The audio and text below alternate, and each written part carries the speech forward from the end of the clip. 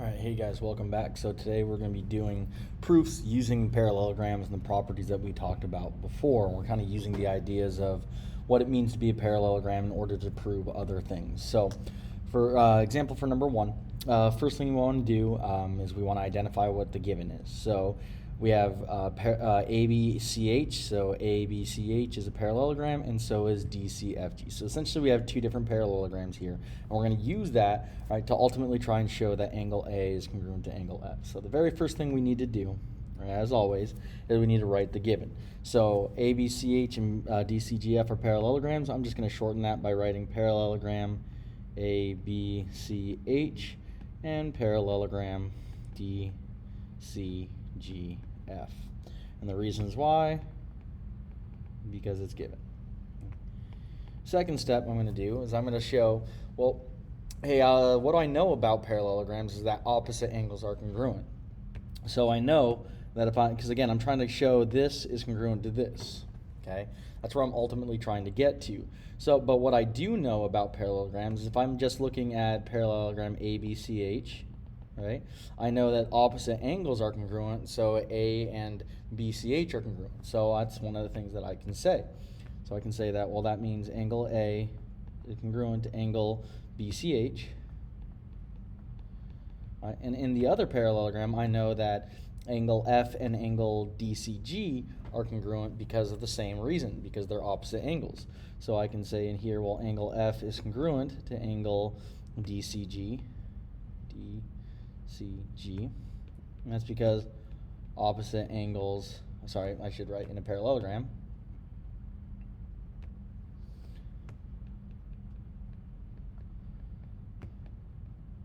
Opposite angles are congruent.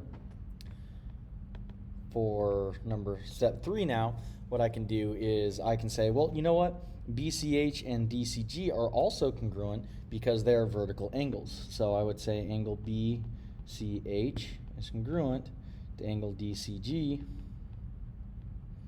because their vertical angles are congruent.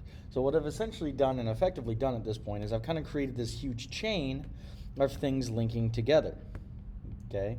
Because I've got A is congruent to C, or BCH, which is congruent to DCH, which is congruent to F. So again, my favorite property now allows me to link A to BCH, right, and BCH to DCG, and then DCG to F. Okay, so essentially what I'm now doing is I'm saying, well, that means that angle A has got to be congruent to angle F, right, and this is by the transitive property of congruence. And that's one of the ways that we can kind of use this, use these proofs. Number 2 is going to be a little bit trickier, okay? Is going to be a little bit trickier. Again, I want to kind of identify what my given is first. So my given is that I have a parallelogram WXYZ. I also know that angle W is congruent to angle X, and I know that M is the midpoint of WX. Okay? So what I'm going to do is I'm going to look at all that information and see what kind of things that I can say just based on that information. So I know that angle W is congruent to angle X. Well, I go ahead and just kind of identify that. And the whole point of here is, I forgot to say what I'm trying to prove here. Okay, what we're trying to do is we're actually trying to prove, right, that angle MZY is congruent to angle MYZ. Oops, I don't know why that's doing that. Okay, and that's kind of our whole goal with this one. And we have to use just this given information to kind of identify that. Okay. Well, if I know that angle M is the midpoint of WX, right? Sorry, this is our given. If I know that M is the midpoint of WX, right, that tells me that WM is congruent to MX by the definition of a midpoint. Okay. Now, using the fact that this thing's a parallelogram, that also tells me that WZ and XY should be congruent because they're opposite sides. So, because in a parallelogram, opposite sides are congruent. Now, what I've just done here, right? Sorry, I need to write in a parallelogram. What I've just done here is essentially, if you kind of look at the top and the top left and the top right corners of this thing, what we've basically just done is we now have two congruent triangles. Okay. And that's kind of what we're going to be using. So we're actually going to be using a combination of parallelograms and triangles to kind of show our point here. Okay. So I know that, in a parallelogram, opposite sides are congruent. Okay. So 4, right?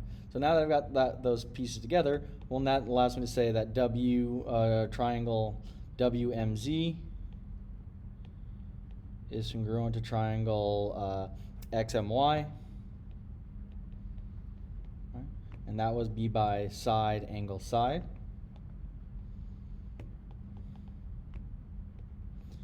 And then that allows me to now say, well, that means MZ is congruent to MY by CPCTC.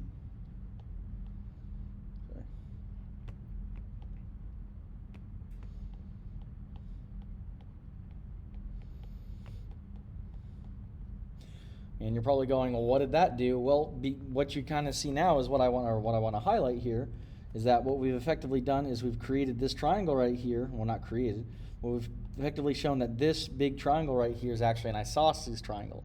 And what we know about isosceles triangles, right, is that their base angles are congruent. So that means that angle MZY is going to be congruent to MYZ, right, because of the isosceles triangle theorem. Okay. And that's just kind of one of the ways that we can kind of do this proof. Okay, again, there's multiple ways that we could try to go about it, but that's essentially what we've effectively done here. Okay, so remember that all of the theorems that we've kind of talked about come into play, and one of the things that you should always try to do before you even start the proof, all right, is try to convince yourself of it and solve it yourself. Anyway, all right, good luck with the assignment today, guys.